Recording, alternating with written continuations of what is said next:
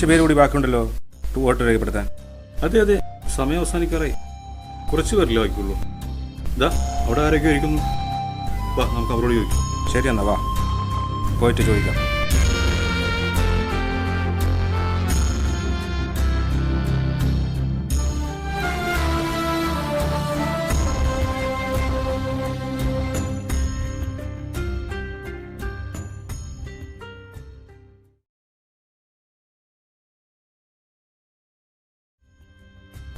ചങ്ങാതി, വോട്ട് ചെയ്തതാണോ അതോ വോട്ട് ചെയ്യുന്നില്ലേ? ചെയ്തിട്ട് എന്താ കാര്യം? ഒരു ഗുണവുമില്ല.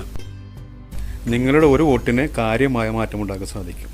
മികച്ച ഒരു സർക്കാരിനെ തിരഞ്ഞെടുക്കാനുള്ള അവസരം കൂടിയാണ് ഈ വോട്ട്. അതാരും പാഴാക്കരുത്. പൈസ തരുമോ? പൈസ തരാണെങ്കിൽ വോട്ട് ചെയ്യാം. താങ്കൾ പറഞ്ഞതുപോലെ പൈസ കൊടുക്കുന്നതും വാങ്ങുന്നതും ശിക്ഷാർഹമാണ്. അങ്ങനെ ആരെങ്കിലും കൊടുക്കുന്നതോ വാങ്ങുന്നതോ കാണുകയാണെങ്കിൽ ഇലക്ഷൻ കമ്മീഷന്റെ ആപ്പായ സി വിജിൽ ആപ്പ് മുഖേന നിങ്ങൾക്ക് നേരിട്ട് കംപ്ലൈന്റ് രജിസ്റ്റർ ചെയ്യാവുന്നതാണ്. അതെവിടെ നിന്ന് കിട്ടും? ഗൂഗിൾ പ്ലേ സ്റ്റോറിൽ ഈ ആപ്പ് ലഭ്യമാണ്.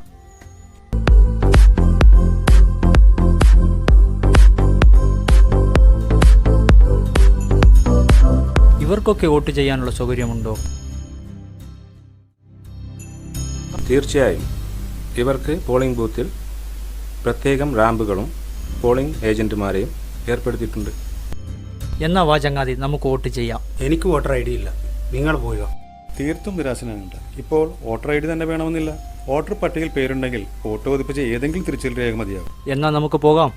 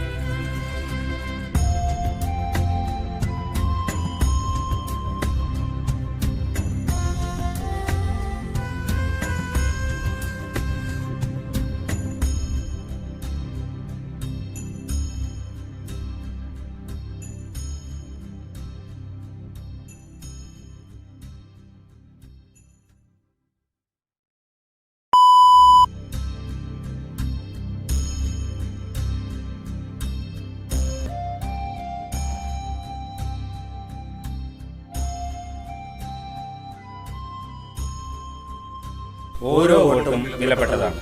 അത് ആരും പാഴാക്കരുത്.